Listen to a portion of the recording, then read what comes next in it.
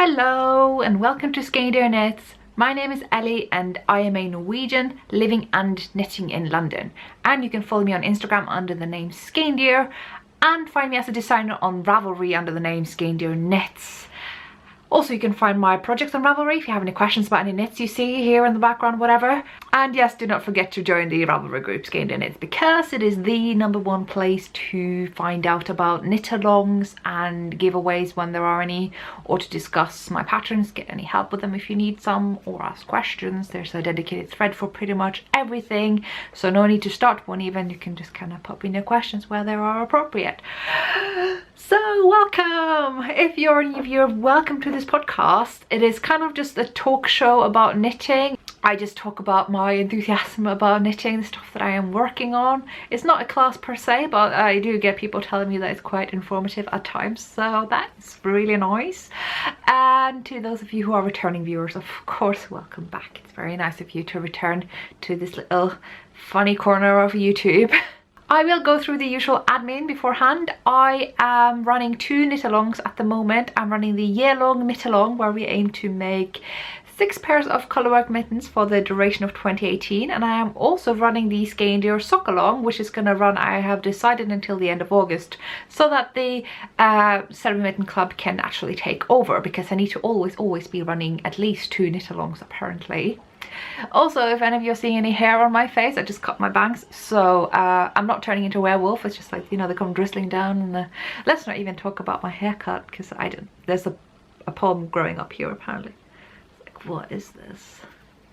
I wasn't even sure if I was going to be able to record this week because my flatmate has his dad over from South Africa, and he's just lounging around the place, and I'm like, feeling awkward. I can't record if people are at home. And then there's been this all sorts of noise outside from construction work, but right now we have suddenly reached this moment of clouded, quiet bliss. Granted, it's required me to shut the windows, which is probably going to raise the temperature in here quite a bit, but you know what?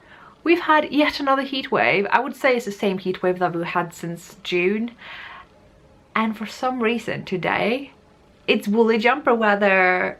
So I'm wearing the jumper that I had knitted from Pickle's merino tweed, which is quite similar to the Bliss Donegal soft merino tweed something.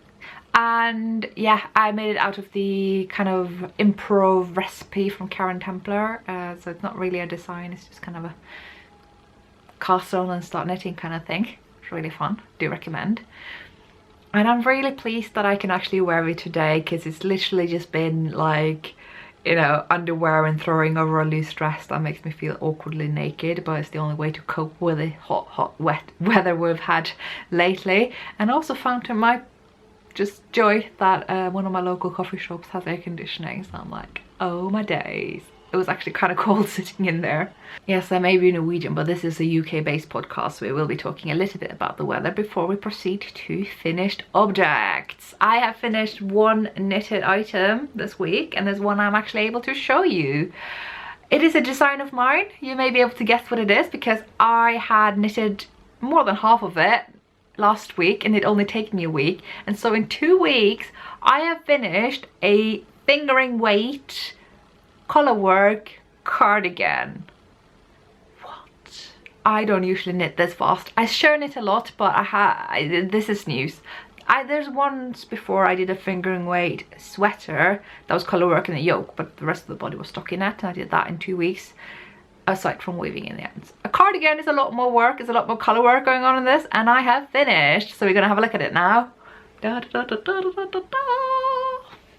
Let's not have me sing on the podcast ever again. So this is the Skumring cardigan. I think that is dusk. I think it applies to the morning when it goes from dark to bright. Norwegian words. Do I know them? I probably should. This is the design in all its glory. You can see the inside here. It's pretty neat. The back is probably a bit more informative, isn't it? You can see it's got some nice waist shaping happening. A bit of a hip going on, a bit subtle, but it still works. Got some lovely trees. You can see the little technique for avoiding long floats happening there. Is there much else to say? I don't know. It's done. And you know what, let me talk about the yarn before I talk more about the design. This yarn is quite likely my desert island yarn. So if you don't know already, this yarn is dyed by Nina Petrina, who is a Norwegian dyer in Norway, and she dyes on her Norwegian lamb's wool base. And this base is actually Vilje by the Norwegian mill Hillesvåg, which is probably my favorite mill in the world. And Vilje is a new yarn of theirs. It was initially just introduced to be a white counterpart to the pelt wool Sølje, same way that they introduced Sol to counter the grey Tinde. So Tinde and Sølje are pelt wool, pelsull. It's a kind of a grey sheep breed with a lot of luster and sheen. Has a bit lots of silk mohair wool qualities to it, even though it's all from the same sheep. And it doesn't come in white, and they don't want to bleach their yarn, so they just made up some lamb's wool, and people really loved it and were like, are you gonna dye this stuff into different colors? And they were like, yeah, maybe, possibly. And I'm like, yeah, we're probably going to. And it's sort of developed more and more into being a full yarn of theirs, so they are introducing more colors. And Nina Petrina dyes it, so you can get it from all sorts of sources. I do also believe that Emilia of Arctic Yarns has started using this. I think she has replaced Usk actually with this yarn. So Usk is nearly the same, but it's a bit thicker, more towards sport weight, and it's from adult sheep, whereas this is lamb's wool, and it's so nice. And the reason why I say it's possibly my desert island yarn is because when I have been asked this question earlier, I've often have to think, okay, I like wool super soft because it's really soft and light, but it's also kind of frail and doesn't keep you super warm, just a bit warm. And then you have Finul and Usk, which is again, maybe not that soft, although still soft, and a bit thicker, so you don't get it as light. And then the happy medium is Spindrift and 2-ply jumper weight, which aren't Norwegian yarns, and I do want to support Norwegian yarns, and I do love the Norwegian white sheep. So here is the happy medium. It's literally sitting right in between in terms of meterage and weight. So new favorite. I'm gonna button it up so you can see it a bit more clearly. But before I do that, yes, it has been steeked. Ta-ta! And is the yarn going anywhere? No, it isn't. It's all encapsulated in itself. I did add the crochet chain along here, which Vera Pink Knits has a very nice tutorial on. I always go check that tutorial before I'm about to steek. But yeah, it's holding up. I might tuck it down with a loose seam just in case, but I mean, it's holding up pretty well.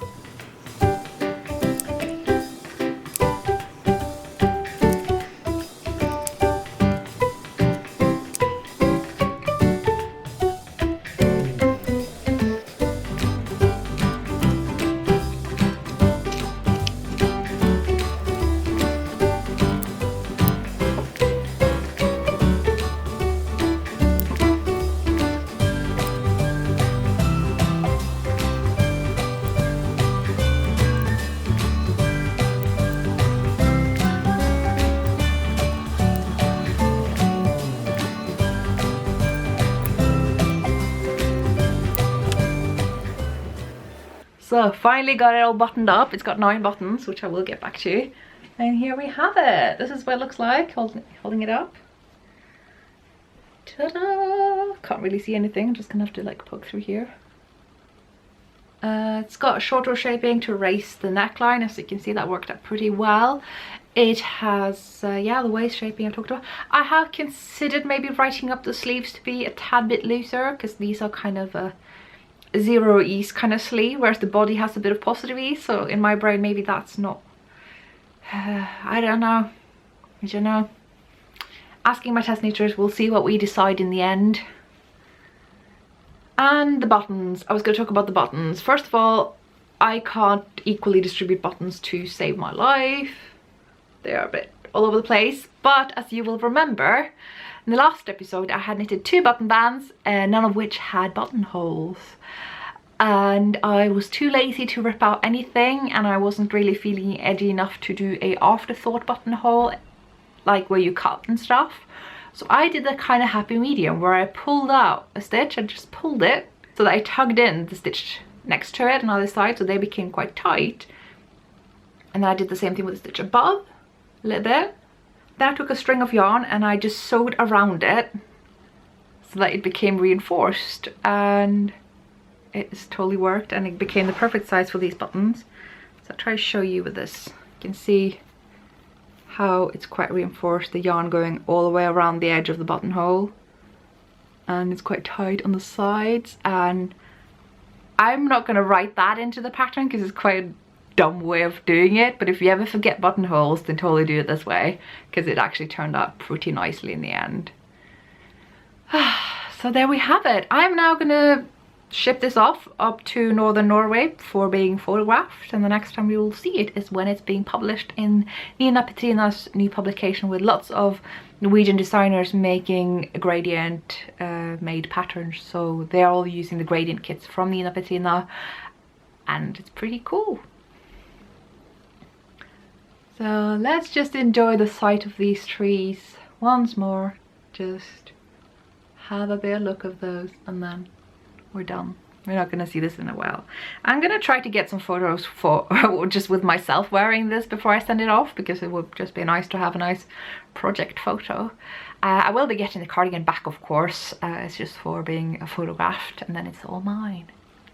I almost forgot to say that I actually have a pattern release this week on my days. So this is kind of awkwardly being put in between other clips. Hopefully you won't be able to tell, but I feel like pointing it out anyway, just to grind you up. So I have a pattern coming out today. It is the Vesle Vinterfjell. I knew there was a reason I still had that sweater hanging behind me. I'm just like, yeah, this sweater is my first ever garment pattern. It's not the last, because the second one is already coming out now. This is Vinterfjell. It is an adult size sweater, primarily made for the ladies, but totally possible to make for guys as well. Just kind of maybe omit the waist fitting, allow for a bit more positive ease so that the shoulder fit will be nicer. But yeah, it is an adult size sweater, and what I've now finally put up on the internet is the child size sweater, which comes in sizes 2, 4, 6, 8, 10, 12 years old. And from 12 years old, I'm pretty sure you can just use the small sizes of this sweater. I, in hindsight, wish I had put in some baby sizes as well, but I think I would have had to alter too much of the chart to do that, and it would just, you know, because they're so tiny, those babies. So I have Vesle Vinterfjell coming out. Now, Vesle basically just means little. It's kind of one of the oldest Norwegian words for little, I believe, and I really like the sound of it. And so, you know, same letters, Vinterfjell, and yeah, it is out. And I want to take an opportunity to thank my test knitters so much, because as you will notice, I did not actually have a sweater to show you. I'd asked a friend of mine, one of the test knitters, if she would be okay just knitting the sample for me, because she had the yarn, she was already going to make it for her daughter, and it just seemed to work out, and I didn't need the item, she could do the photography. In the end, I made it a bit of a photo contest, so everyone's contributed with lovely photos, and I have in the end actually landed on the initial photographer because it was the closest to the pattern instructions, and yeah, they were really nice photos. Her little model is adorable, so it's out and ready for you to knit. I know I'm a bit crazy for releasing a garment pattern in the Northern Hemisphere summer, but there you go. I have been itching to get this pattern out to you really soon, and you can now knit it to your liking. I don't really have much else to say about it. I just want to like gush about my excitement. I do have a discount code below, of course, that you are free to use if you so wish. And in terms of yarn, I have recommended the exact same yarns that I recommended for the adult Vinterfjell. You can of course use other yarns, but be aware that it's, you know, fingering weight worked at a 24 stitch gauge. So knitting superwash yarn that loose, I mean, lots of people like it. People seem to knit superwash yarn a lot looser than that in colour work even nowadays, so that is an option. Other yarns you may want to look into is, say, Coast by Whole Super Soft. There's Nøstebarn in Norway. Lots of options. I know one of my test knitters used Semilla Fino. That worked out really well. So there are lots of soft and non-superwash yarns that could work out really well. I can imagine Quince & Co. Like maybe their Finch yarn would be nice. maybe even chickadee. Regardless, I have lots of thoughts about yarns you could choose, but yeah, in general I recommend the same yarns that I always do for my garments and mittens and hats and whatnot. So do enjoy that pattern. It's out! It's my first child garment. I'm really excited. I have really been hit by the designer bug lately. I am truly feeling all the design ideas. Have so many good ones and maybe not so good ones, arguably. And I'm just charting it out and writing out spreadsheets and grading and really enjoying the theory of it. But do I not have time to actually knit any of this stuff. And the good news is, and this is a little bit off topic for those of you who really only care about knitting, I have been asked to have a lecture job at my university. For those of you who don't know, I am a PhD student. I am towards the end of my degree, and I have for these 4 years been marking a module at my university. A module I've actually taken myself as an undergrad student there. And I have been asked if I want to teach 5 of the 10 lectures for the coming term. And I was like, yes! It's gonna be super intimidating just standing on like the big podium in a huge lecture hall with lots of angry, critical students. But I'm gonna do it anyway, and it's, yeah, gonna be probably a bit daunting also because the professor who will be the module leader while my supervisor is on sabbatical leave, which is why this opening has happened, he is quite entertaining. He's the kind of person who should be doing TED Talks and such, and I'm gonna be just a little boring, insecure student doing the other half, and I am aware that students are gonna be quite harsh when it comes to that. The reason I'm talking about it is because this will add me some income and could mean that I would be able to outsource some of the knitting for all the patterns I have designed, because I will be able to afford that. But I know very little about hiring sample knitters, so if any of you have any knowledge about that, I'd be very happy to hear. This is not me asking for sample knitters. That is a completely different issue that I'll be tackling much later. Because the thing is, when I have written a pattern, it's not a perfect pattern. I discovered so many things wrong or to be improved when knitting my Skumring cardigan. The pattern has changed so many times, as my test knitters will be able to confirm, while I have been knitting it. Every little piece that I went through when working it myself, I altered. And so whatever pattern I will write down in theory will change as I knit it. So I am now wondering what happens then if I am not the one to knit it, you know?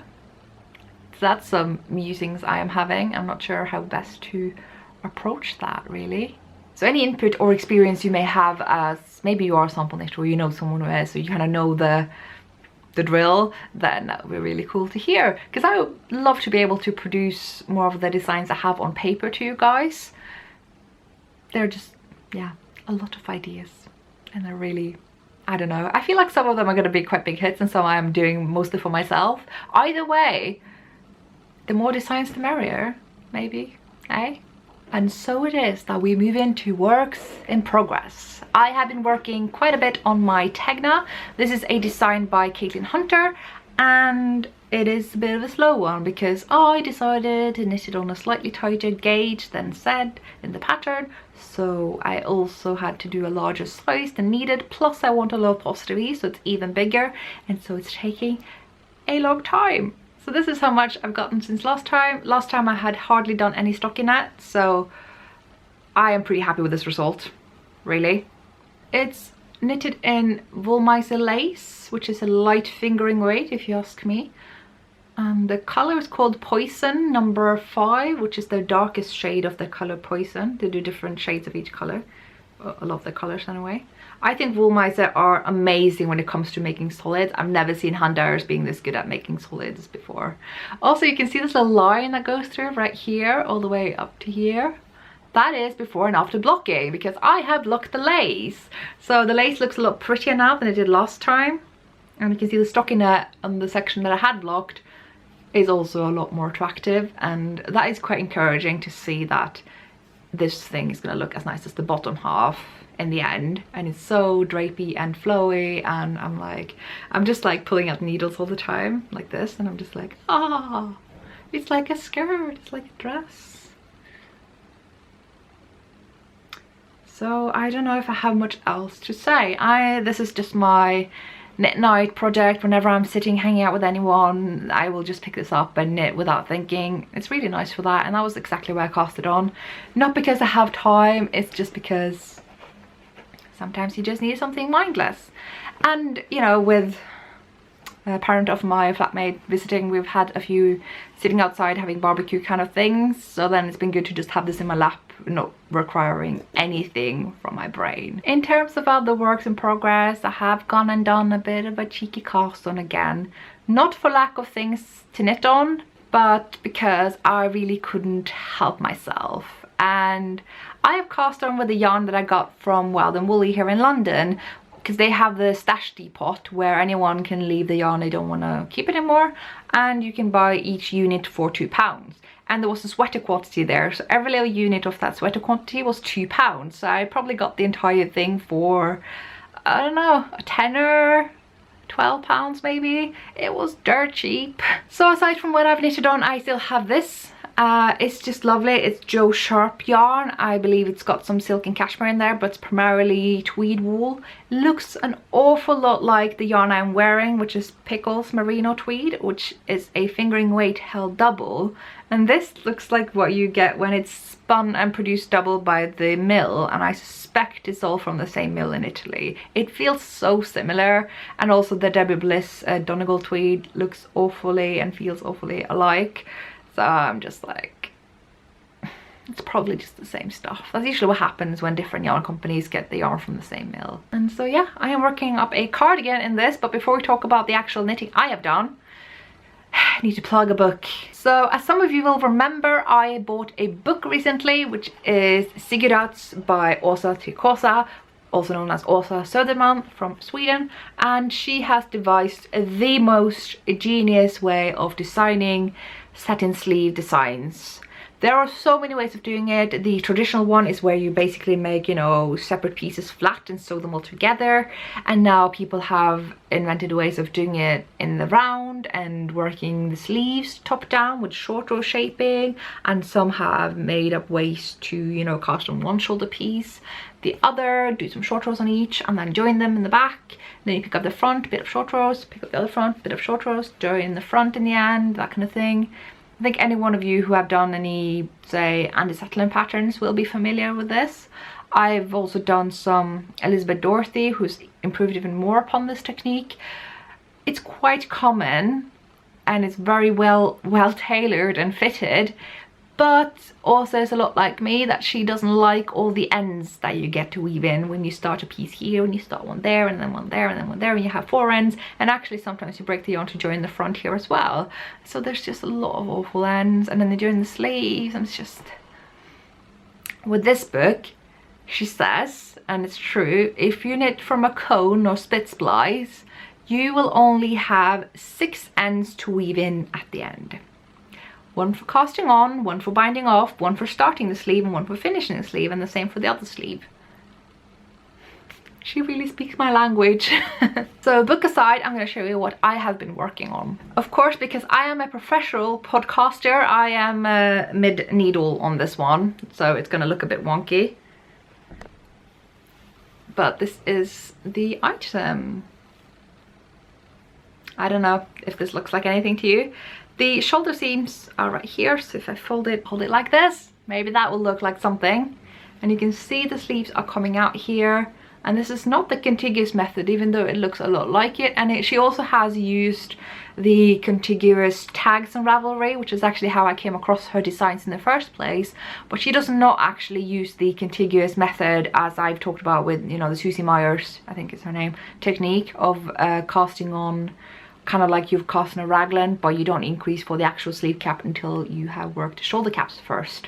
This is different, so I'm going to try to explain briefly what Åsa does. She casts on for the entire line of the back, right, shoulder to shoulder on the back, and works up the short rows on one side, and then goes over to the other side and finish up there. And so after you have worked up a portion of the back, let me see if I can remember this, you start picking up for the shoulder cap, only to move towards the front, work some short rows there, and you then cast on for the button band, which you work all the way around. And you also then have worked back here with the other yarn and do the same thing with the other front, work some short rows there and then build up the front and then join in that bottom band you just did. And it's all on the same needles, and I'm now just working down the length and increasing for the sleeves. Sorry, that was not very well explained, but that is a good thing because, you know, we don't give away patterns here now, do we? But it's brilliant if you hate weaving in ends and kind of just want to do it all in one go and zig and zag around the thing to make it happen. I now currently have 3 ends, 4 if you count the working yarn. So there's the end for the cast on, which is kind of hidden under at the very end in under the shoulder. There are also 2 ends here because when I was working the neck of the button band that had to be joined elsewhere. But that will change for some of the designs, say with sweaters and things like that. It's just an added feature for the cardigans. But in the end, you know, you're actually working the button bands along the length of the garment itself, which meant I couldn't join in the round and steek, which I am a little bit annoyed with, but that is fine. I'm just gonna have to persevere with all the purling. And so far I'm doing pretty well. I'm not enjoying the purling, but I'm not like cursing it either. It's a slightly tough yarn to purl with, so it's kind of, I'm a bit worried it might cause me a bit of ache in my wrists, but so far so good. I don't know if I have much else to say. I am working this on my Chagu interchangeable red lace. These are for 5.5mm needles, so I've had to actually get out my slightly kind of thicker cables. You know, they have different size cable joints or cables, so these are thicker than the ones you get for the, I guess, the normal range that I often use. They have mini, small and large, and I've had to use large, which is good because I don't use them that often. Which meant that the needles were free, which meant I had a great excuse to cast on. Because what's the difference really between having this as my stash and having this on my needles when I don't even use the needles that much? Rationalizing, that's what I do. So, really like it. Probably going to become a UFO because this was just something I cast on just to check out how the shoulder shaping worked, and I've kind of got the idea now. And I think from here on it's going to be a lot more alike the contiguous method and to some extent, you know, the set-in sleeve, although there is no short row working and putting in the sleeve cap here, the shoulder cap. It's just increasing under this sort of fake seam here. There's a lot of clever fake seaming as well as an incredible number of really clever aspects of this. Also, she just has a brilliant knitting mind. Honestly, I wish I had that skill, and it's something I aspire to when hopefully I become a bit more advanced designer. But for the time being, I will say I cling to the more conventional construction methods with yokes and raglans and whatnot. Dabbling into the contiguous every so often, but that's about as rogue as I'm willing to go. But I have to say I have so much admiration for people who think new and differently about pattern and garment construction, such as Elizabeth Dorothy and also Tricosa. And, you know, it's changing knitting the way, you know, the Barbara G. Walker short row set-in sleeve changed knitting way back when. It's really cool to see that more things are happening, that there's still more things that we can do, and it's still shapes that are very elegant and well tailored and fitted. So I highly recommend checking out Åsa's designs. She's got single patterns available on Ravelry as well as her book. And I will say I did struggle at some point in the book when I was getting to the button band section, because I felt like the book was expecting me to know stuff that I did not know. And thing is, the book is like 50-50 patterns and tutorials. So what the book maybe should have said with a sentence, but even like it's not necessary, because the method that was explained as though I knew it was a method that was in the tutorial section. So I just had to open up and be like, oh yeah, that is the cast-on method she refers to, and that is how you do button bands. Sorted. So the book is entirely self-contained, which is brilliant. I think the tutorials are very clear, and I want to knit everything from this book. And I think the next thing I will do from hers, whenever there's time, is to use my purple and green Pickles pure wool yarn to stripe a cardigan. I have a lot of striped cardigans and sweaters I want to do. I'm not sure why, because I don't really wear stripes. I am unsure even how flattering they are on me. But there's something about knitting stripes, it just keeps you going. I think that's why I got the Skumring cardigan done so quickly, because all the little color change sections and the lice, the dot pattern change sections just keep you going. You just keep going. I hadn't planned that with that design. It just is a feature that that pattern will have, is that you just want to keep going to the next line of lice, dots, or the next color block, and you just, each section is so short, you just like push through it, and then there's the next one, and then you have a whole fingering weight cardigan done. So that is also why I want to do striped sweaters and cardigans. I have some yarn in mind. I've got some Holst Coast for a striped sweater. I have that Pickles Pure Wool, and I also want to do Hverdagsjakka, the everyday cardigan by Pinneguri, which is a very sort of basic everyday wear, the top down raglan with stripes. And there's been a knit along going on for it for this summer, and I really want to take part, but there's just no time under the sun. So I say that having cast on this. I should not be held accountable for my actions. I realised in the Instagram questions and answers feature that has just been launched, when someone asked me where I was planning on casting on next, how many black or charcoal items I'd planned to knit. Because there's this, of course, and then there's the Rauwerk yarn. See, this time I'm trying to do it in German. Actually, I ran into the lady behind that yarn at event in London the other week. We were just talking together, and then Anna of Well and Woolly is just like, oh yeah, she's doing that yarn. I'm like, I just bought a pile of your yarn and I talked about it on a podcast. And we've just been talking on Instagram, so it's kind of bizarre that we didn't know. The knitting world is so small. But yeah, where was I going with that? Tangents. Planning a love dark yarn. That yarn is going to be my Veronica, which, thanks to many of you in the comment section from last week's episode, I feel more reassured that I need in my life. I wasn't sure whether it would be a good design to wear, if it's fun to knit, or if it's actually a thing that people wore in the end. And it was pretty unanimous vote that yes, it is something that is being worn a lot by those who have made them. It's not easy to wear under coats, I got that much, but it seems to be a very wearable item, like a, you know, a shawl with sleeve holes, or a wearable blanket, quite frankly. It's very good if you just want to snuggle up on the sofa with your knitting, which is exactly what my life is. So I am totally going to make the Veronica out of that yarn in pretty much the same color as this. I also want to do the Granito in my Knitting Goddess BFL Massam yarn, which is also charcoal, and there were some other black yarns as well. I mean, I wear black all the time, so why shouldn't I be knitting it, right? Even though it's incredibly uninteresting to knit with. So that was my works in progress for this week. I do also happen to have some acquisitions, because I was at the Wild and Woolly Knit Night the other week, and they have finally gotten the Mondim yarn by Retrosaria, and I had to buy 3 balls because I have been so excited about this yarn for such a long time. I get lots of questions on this podcast about what yarn is suitable for colourwork socks, because I've been hammering in the idea for so long about what yarn is suitable for colourwork in general.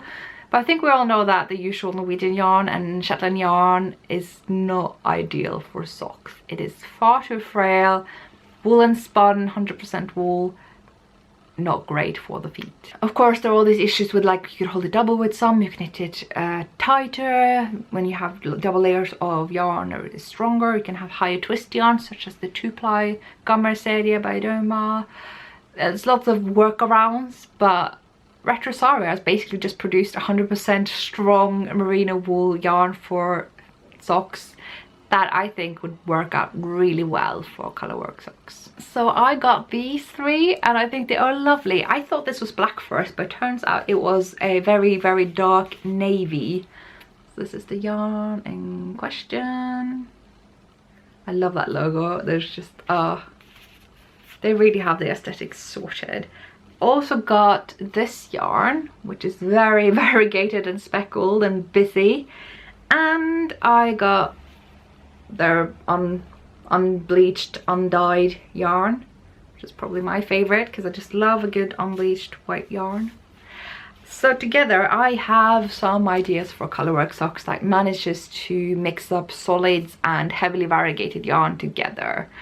I have no concrete ideas as of yet, but that is my idea, and I'm gonna use these colors and it's gonna be marvelous.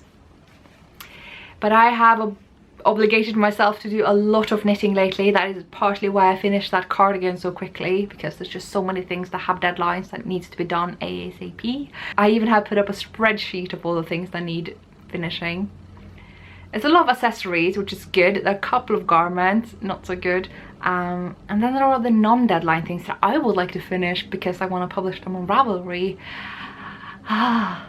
And then on top of that, you know, there's the thesis I'm writing, and there's the research I'm doing, and then there's that lectureship that I was asked to do, which requires me to do a module that,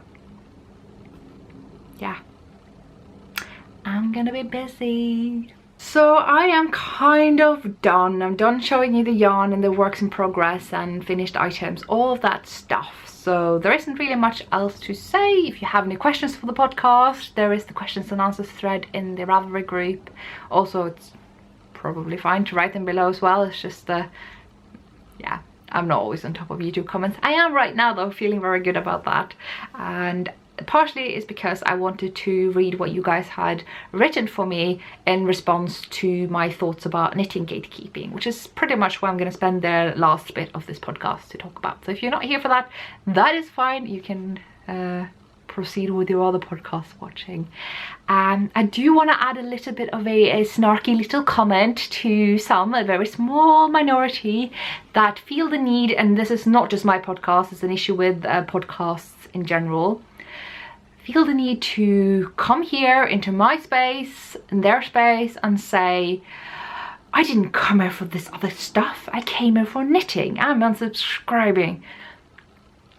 This is something I know that many podcasters experience, this kind of entitlement behavior of, if I don't get what I want, I will be nasty about it.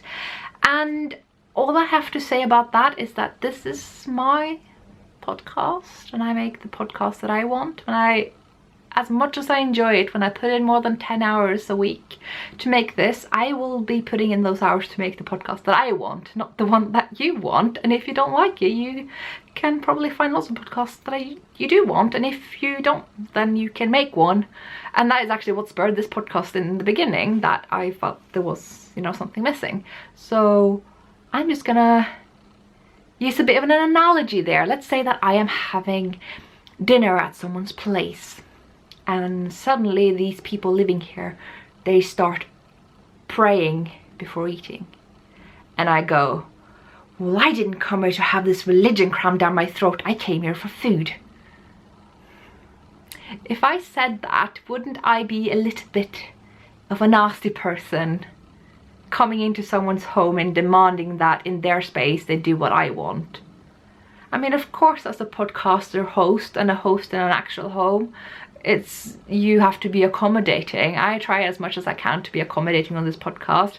You have no idea how much I try to accommodate for the different cultures that are viewing this. But in the end, it is my space.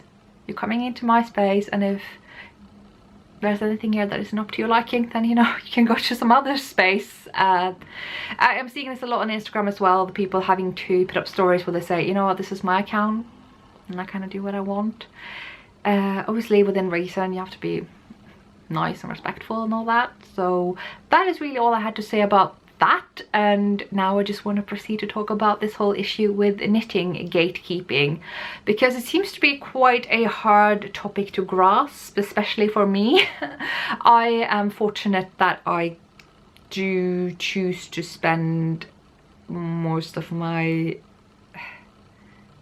other money, if I have any, on yarn. I don't really have any, you know, other people or animals or such to spend that on, and I have some allocated time to do that, and I generally am quite immune to group pressure and social influence. For better or for worse, that is just not a thing that has affected me a lot during my life.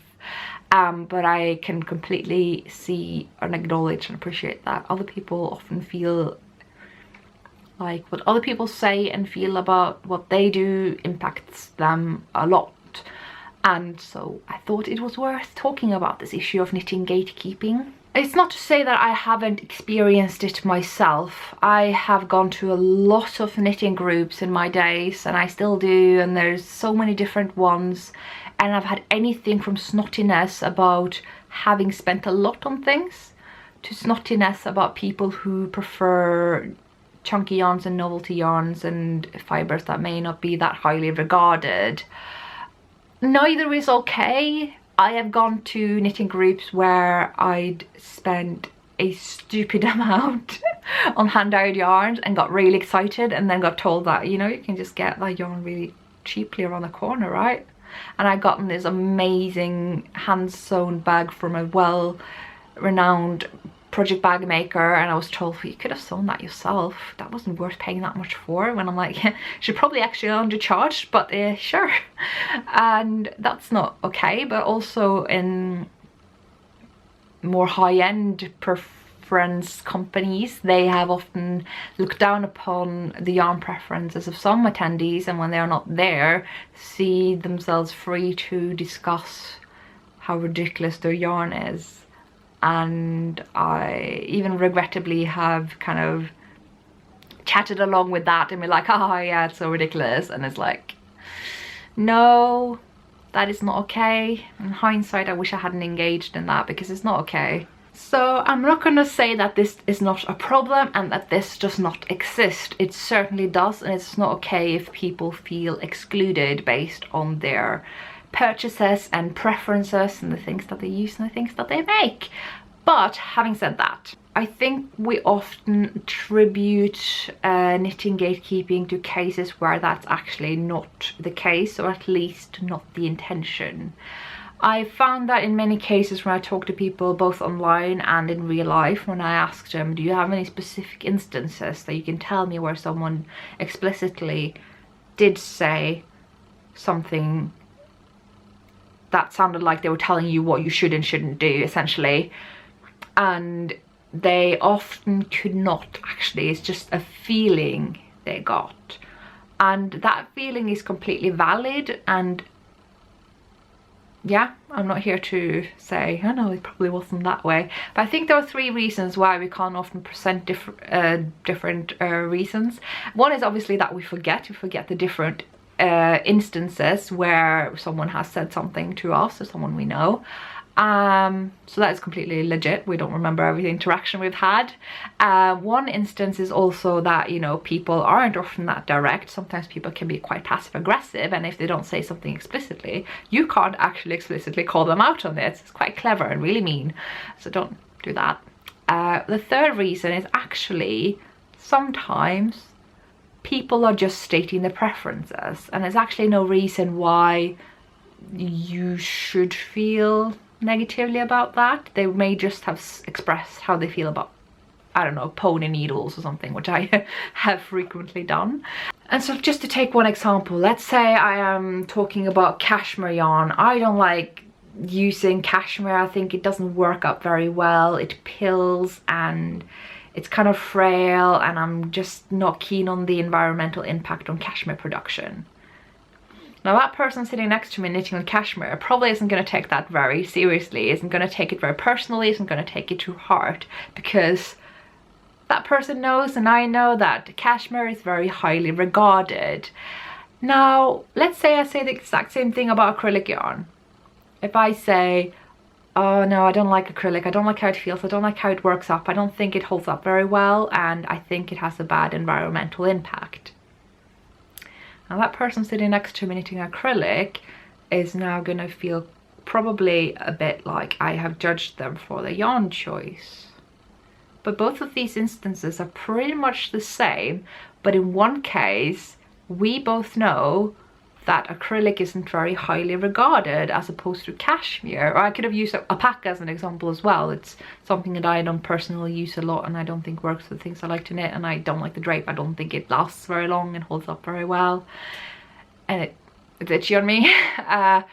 But we all know, again, it's a highly regarded fibre, whereas with acrylic it's often not, because we know it's not real fibre, and people seem to put a lot of emphasis on what is natural and it's affordable, and all these factors that weren't actually explicitly stated, someone kind of attributed to what I said, even though I said the same thing in both the context of cashmere or acrylic. So I think we need to be very careful there to not attribute stuff to what people say when they haven't said it, and also be aware when we do say something to make it clear that that is not what we mean. By the way, I know that it's a thing that you sometimes hear when you knit with acrylic, that is not what I mean. You do you, and not say you do you in a passive aggressive way, but like generally mean that you do you. And I think there are other reasons as well. I think also we can easily mistake knitting enthusiasm for actually being quite exclusive. Like if you come from the kind of big box craft shop knitting world and you enter into a dedicated yarn shop and find that people have different ways of operating with the yarns, like, you know, using a different weight system, which we've talked about before, and using different needles and different yarns, and everyone knows about this and that designer, and you can feel quite excluded when you have no idea who Hoagie Locatelli or Stephen West is.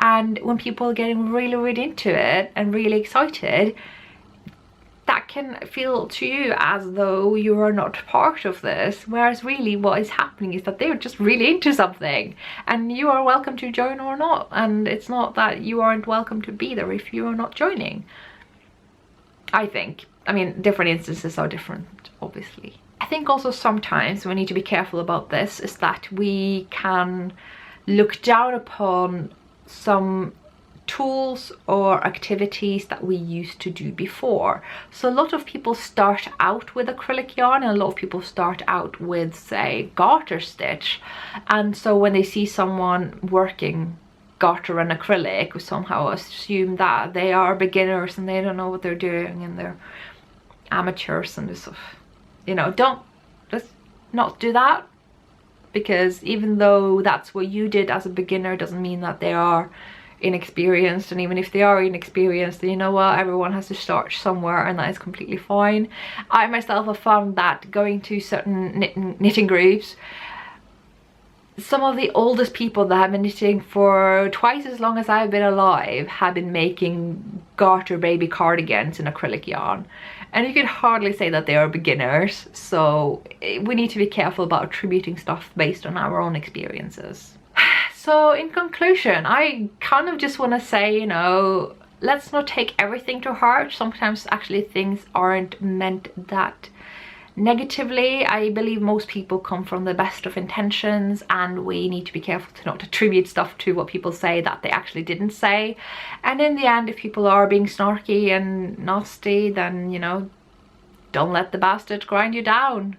Knitting is not a contest, it's really about your individual experience, and we share that, and yeah, everything is valid. In the end, we're just working with sticks and thread, and we're doing the same things. So kind of trying to differentiate the levels and kind of acceptable varieties of this one single activity, it's a bit ridiculous. But that is actually all I had to say for this episode. I have lots of work to get back to, but I'm really glad I managed to find a little pocket of time to record for you guys where it's not direct sunlight, not too noisy, and I'm home alone, despite the terrible hair day. Oh my days, everyone cares.